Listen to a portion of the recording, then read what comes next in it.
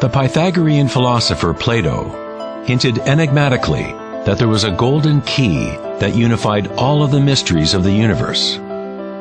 It is this golden key that we will return to time and again throughout our exploration.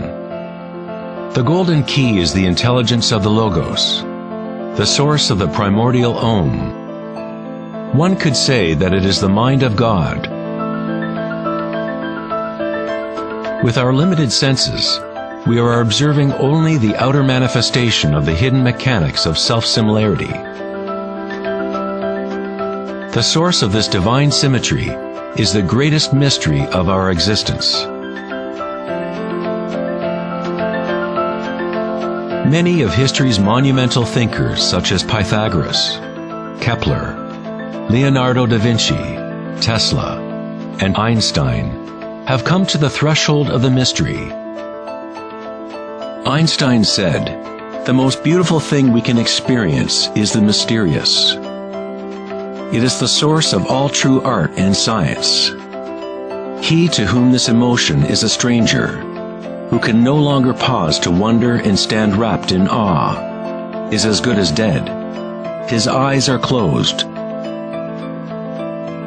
We are in the position of a little child entering a huge library filled with books in many different languages. The child knows someone must have written those books. It does not know how. It does not understand the languages in which they are written. The child dimly suspects a mysterious order in the arrangement of the books, but doesn't know what it is. That, it seems to me, is the attitude of even the most intelligent human being toward God. We see a universe marvelously arranged and obeying certain laws. Our limited minds cannot grasp the mysterious force that moves the constellations.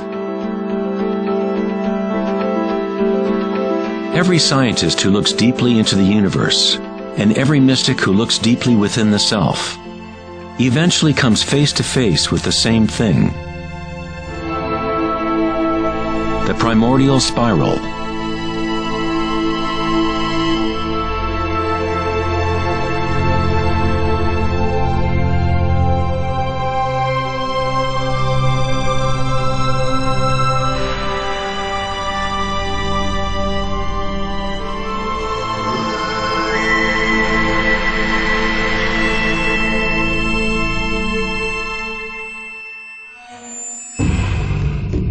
A 1,000 years before the creation of the ancient observatory at Stonehenge, the spiral was a predominant symbol on Earth.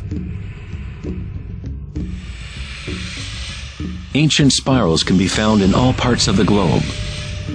Thousands of ancient spirals such as these can be found all over Europe, North America and New Mexico, Utah, Australia, China, Russia, virtually every indigenous culture on Earth. The ancient spirals symbolize growth, expansion, and cosmic energy embodied within the sun and the heavens. The spiral form is mirroring the macrocosm of the unfolding universe itself.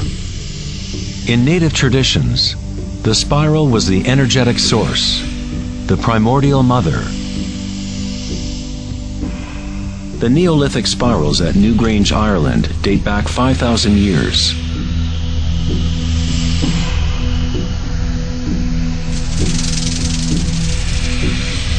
They are 500 years older than the Great Pyramid of Giza, and they are just as enigmatic to modern observers. The spiral goes back to a time in history when humans were more connected to the Earth, to the cycles and spirals of nature, a time when humans were less identified with thoughts. The spiral is what we perceive to be the torque of the universe. Prana, or creative force, swirls Akasha into a continuum of solid forms.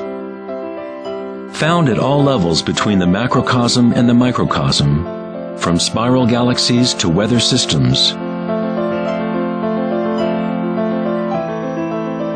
to the water in your bathtub, to your DNA,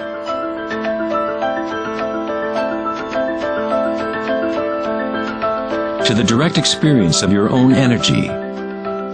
The primordial spiral is not an idea, but rather that which makes all conditions and ideas possible.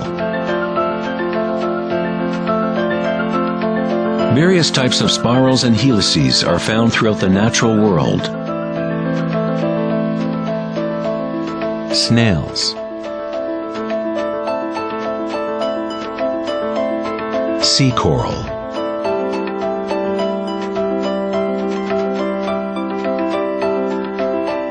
spiderwebs,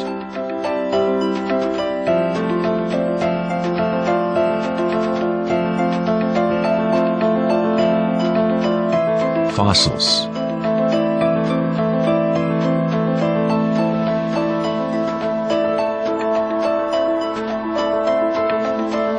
seahorses' tails,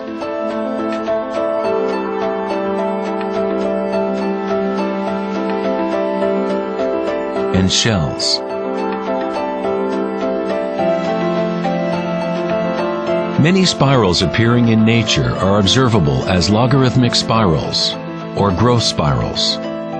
As you move out from the center, the spiral sections get exponentially larger.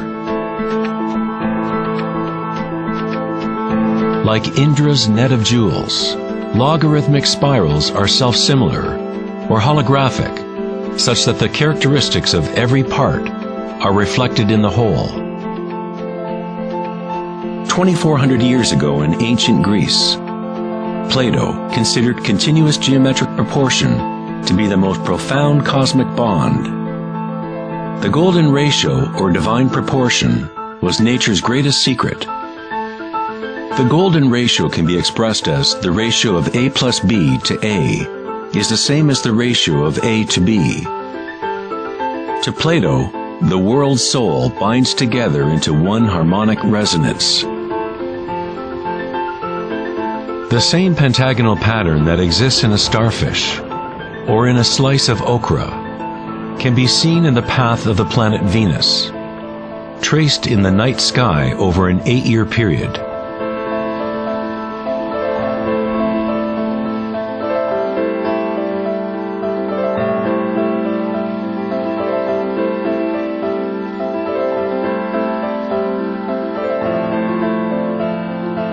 The intelligible world of forms above and the visible world of material objects below through this principle of geometric self-similarity.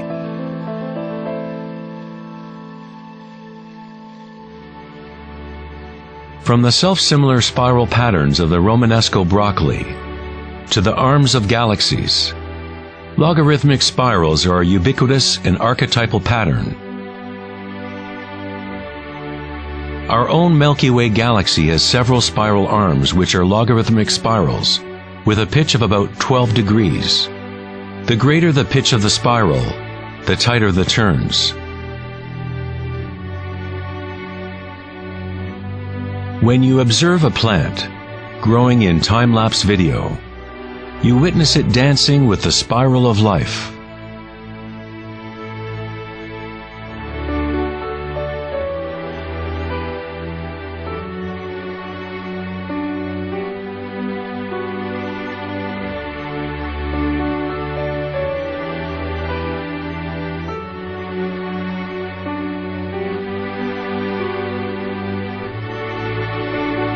A golden spiral is a logarithmic spiral that grows outward by a factor of the golden ratio.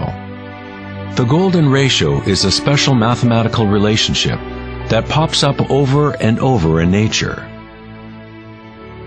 The pattern that is observable follows what is called the Fibonacci series, or Fibonacci sequence. The Fibonacci series unfolds such that each number is the sum of the previous two numbers. The German mathematician and astronomer Kepler discovered that self-similar spiral patterns are observable in the way leaves are arranged on stems of plants, or in the floret and petal arrangements of flowers. Leonardo da Vinci observed that the spacing of leaves was often in spiral patterns. These patterns are called phyllotaxis patterns, or leaf arrangement patterns.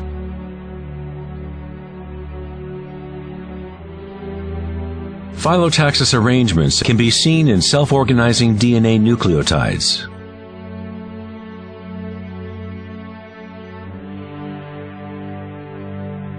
And in everything from the family trees of reproducing rabbits to pine cones, cacti, to snowflakes, and in simple organisms such as diatoms.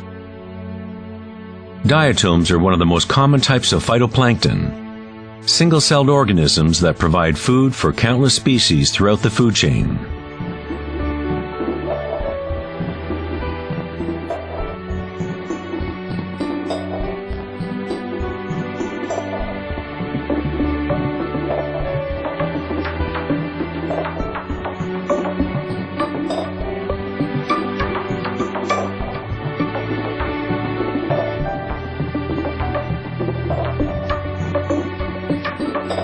How much math do you need to know to be a sunflower or a bee?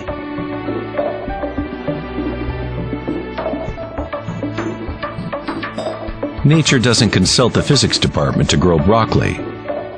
The structuring in nature happens automatically. Scientists in the field of nanotechnology use the term self-assembly to describe the way complexes are formed, such as in the initial hexagonal phase of DNA formation. In nanotechnology engineering, carbon nanotubes are comprised of a similar arrangement of materials. Nature does this type of geometry over and over, effortlessly, automatically, without a calculator. Nature is precise and extremely efficient. According to the famous architect and author Buckminster Fuller, these patterns are a function of time-space. DNA and honeycomb are the shape that they are for the same reason a bubble is round. It is the most efficient shape, requiring the least amount of energy. Space itself has shape, and allows only certain configurations for matter, always defaulting to what is most efficient. These patterns are the strongest and most efficient way to build architectural structures, such as geodesic domes.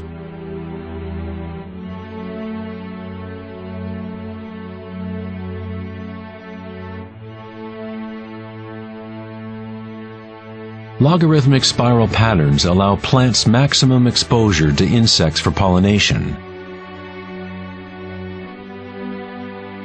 maximum exposure to sunlight and rain, and allow them to efficiently spiral water towards their roots. Birds of prey use the logarithmic spiral pattern to stalk their next meal. Flying in a spiral is the most efficient way to hunt.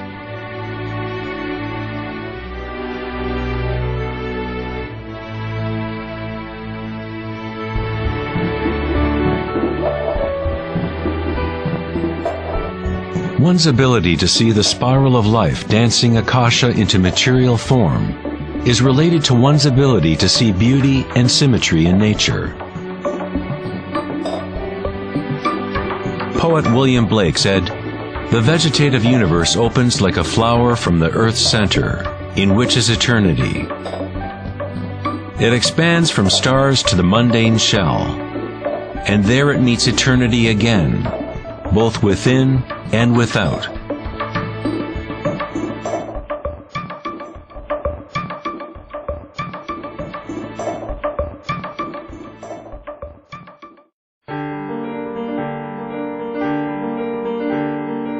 The study of patterns in nature is not something that is very familiar in the West. But in ancient China, this science was known as Li. Li reflects the dynamic order and pattern in nature.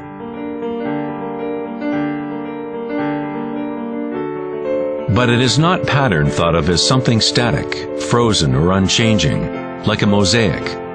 It is dynamic pattern as embodied in all living things.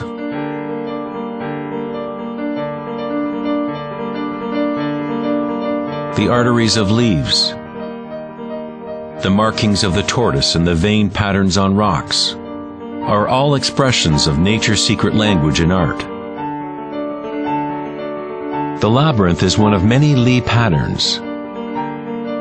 It is found in coral structures, mushrooms like the morel, cabbages, and in the human brain. The cellular pattern is another common form in nature. There are a myriad of different cellular structures, but all have a similar orderliness defined by their purpose and function.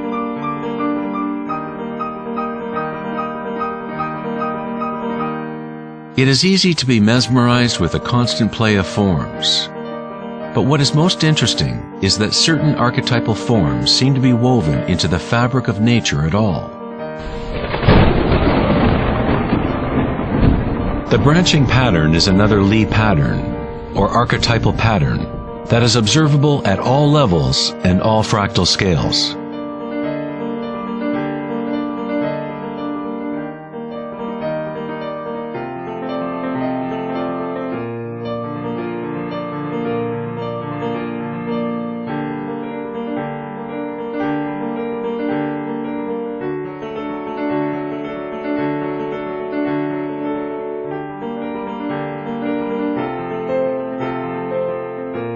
Take, for example, this incredible image of a supercomputer simulation known as the Millennium Run, showing the distribution of dark matter in the local universe. It was created by the Max Planck Society in Germany. Dark matter is essentially what we previously thought of as empty space. It is like an invisible nervous system that runs throughout the universe.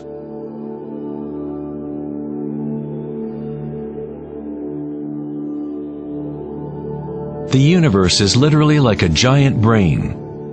It is constantly thinking, using a type of dark or hidden energy that science is only starting to understand. Through this immense network, unfathomable energy moves, providing the momentum for the expansion and growth of the universe.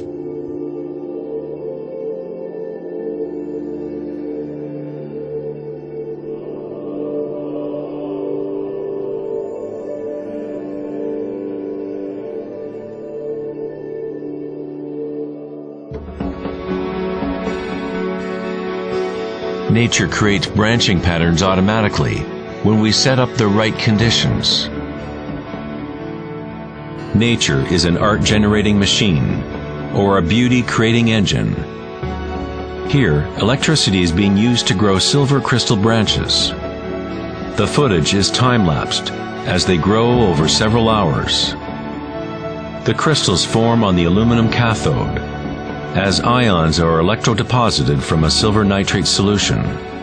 The formation is self-organizing. You are seeing artwork generated by nature itself.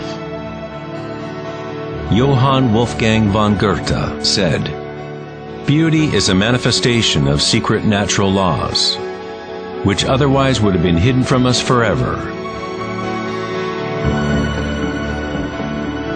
In this sense, everything in nature is alive, self-organizing. When higher voltage is used, the fractal branching becomes even more obvious. This is happening in real time.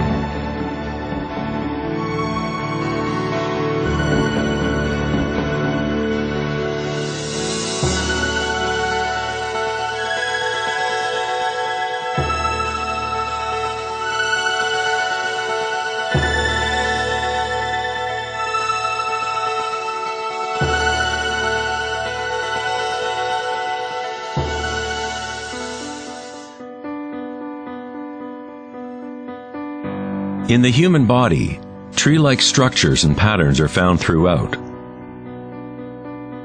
There are, of course, the nervous systems that Western medicine knows about. But in Chinese, Ayurvedic, and Tibetan medicine, the energy meridians are a central component to understanding how the body functions. The nadis, or energy meridians, form tree-like structures. A post-mortem examination will not reveal the chakras or the nadis. But that does not mean they do not exist. You need to refine your tool that you use to look. You must first learn to quiet your own mind. Only then you will observe these things first within yourself. In electrical theory, the less resistance in a wire, the more easily it can carry energy. When you cultivate equanimity through meditation, it creates a state of non-resistance in your body. Prana, or chi, or inner energy, is simply your inner aliveness. What you feel when you bring your consciousness within the body. The subtle wires within your body that carry prana, the nadis, become able to move more and more pranic energy through the chakras. Your wiring becomes stronger as you use it, as you allow energy to flow. Wherever consciousness is placed, chi or energy will begin to flow and physical connections blossom. Within the brain and nervous system, physical wiring patterns become established by repetition. By continually placing your attention within and lowering resistance to the sensations you are experiencing, you increase your energetic capacity.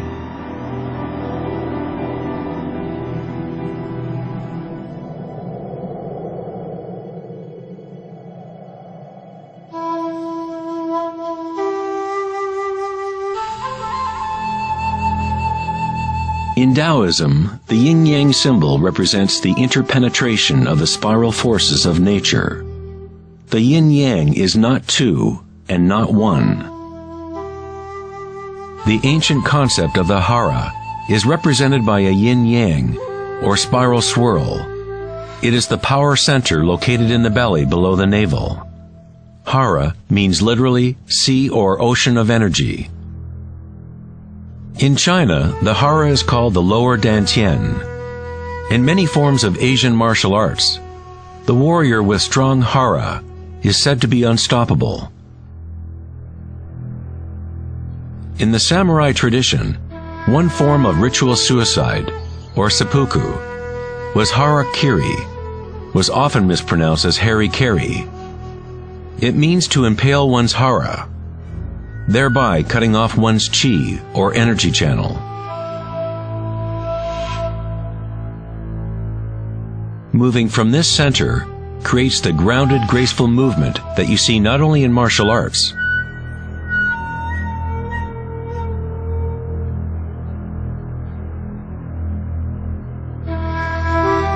but in great golfers,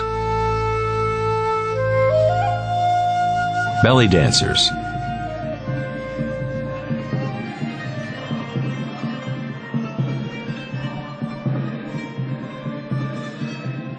and Sufi whirling dervishes.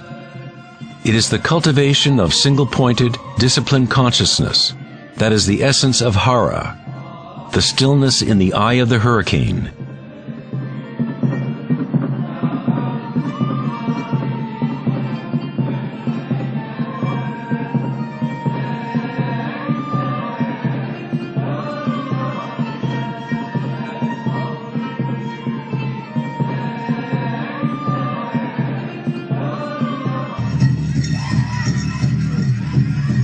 It is the gut instinct in connection to one's energy source.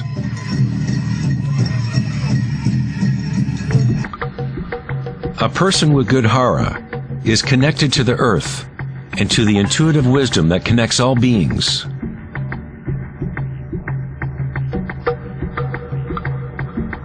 To think with your belly, hara dakanganase, is to tap into your inner wisdom.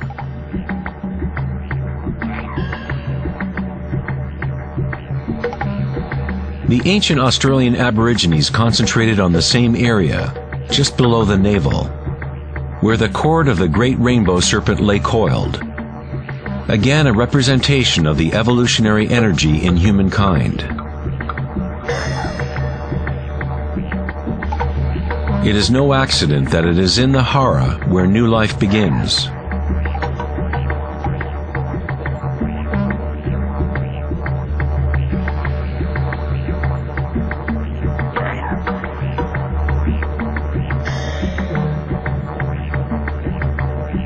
The enteric nervous system, sometimes referred to as the gut brain, is capable of maintaining a complex matrix of connections similar to the brain in the head, with its own neurons and neurotransmitters.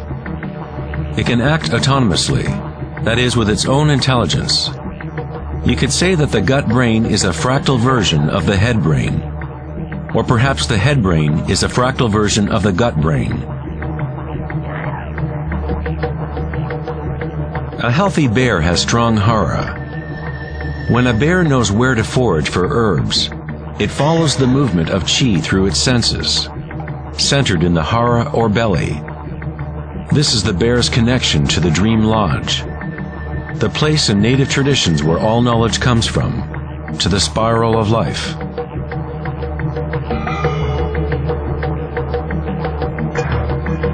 But how did ancient peoples know about the spiral, if modern science is just now starting to recognize its significance?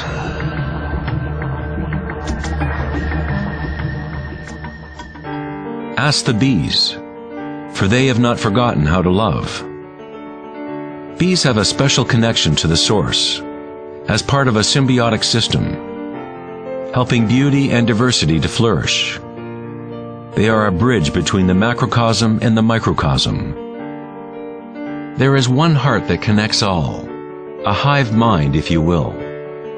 Like an open brain, the hive sends out its dreams into the world to be manifested.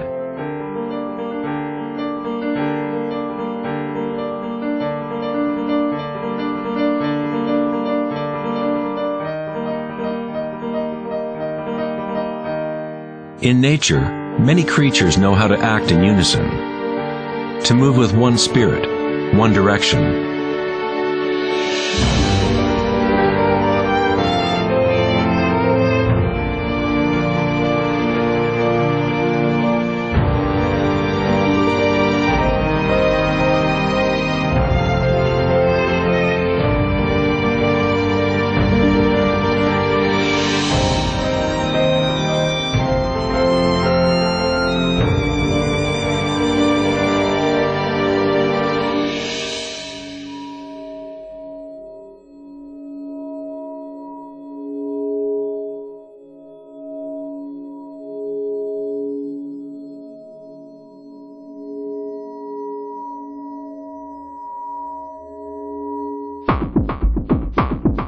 But not all benefit the other species around them. For example, the locust will devour everything in its path.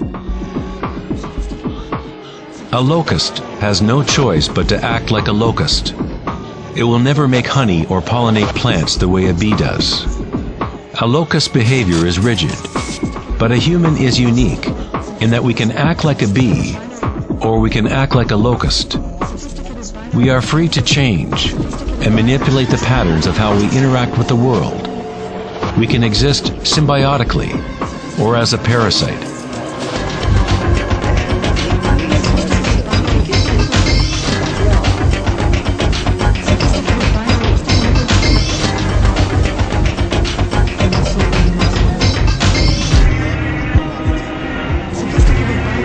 Today, humans try to understand the spiral with the rational mind. But it was never thinking that connected us to the spiral of life. Watch and fear. We have always been connected.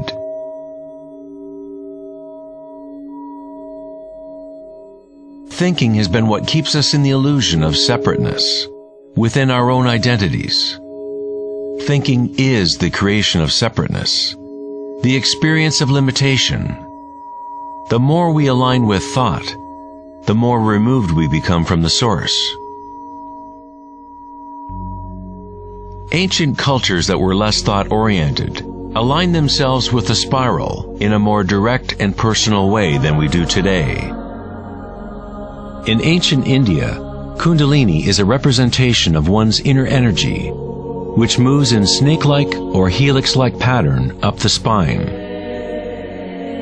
In the ancient yogic traditions of India, the inner worlds of people at that time were comparable to those of Hara-centered cultures. To balance the power of the spiral with the stillness of your witnessing consciousness is to align with your full evolutionary potential, to blossom into the unique multifaceted being you were designed to be.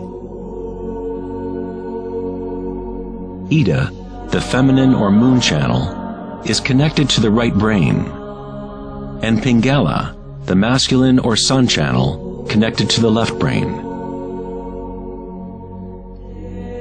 When these two channels are in balance, energy flows up a third channel, Sushumna, along the center of the spine, energizing the chakras and unlocking one's full evolutionary potential. The word chakra is an ancient Sanskrit word meaning energy wheel. Kundalini is nothing less than the primordial spiral that dances your human life into existence. It is a different order of energy than we normally understand, like a bridge from gross matter to the most subtle energies. You are that bridge. Kundalini is not energy that can be forced by will, effort, and friction. It is analogous to growing a flower. All we can do as good gardeners is prepare the soil in proper conditions and let nature take its course.